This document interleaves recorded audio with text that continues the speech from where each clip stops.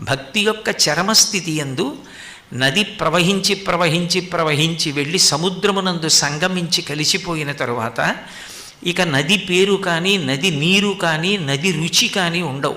సముద్రంతో కలిసిపోయి అవిభాజ్యమై ఒకటైపోతుంది. అందుకే సాగర సంగమం పరమ పవిత్రమైనదిగా చెప్పబడుతుంది. సంగమ స్నానం చేశాము అంటారు.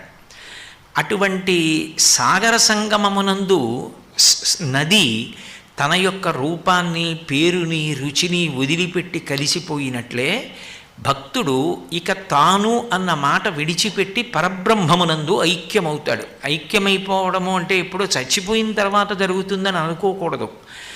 జీవన్ముక్తుడు అని, విదేహముక్తుడు అని రెండు మాటలు ఉంటాయి. జీవన్ముక్తుడు అంటే బ్రతికుండగానే చేసినటువంటి భక్తి వలన జ్ఞానములు పొంది ఆ జ్ఞానము వలన తానే అదిగా మారిపోవుట.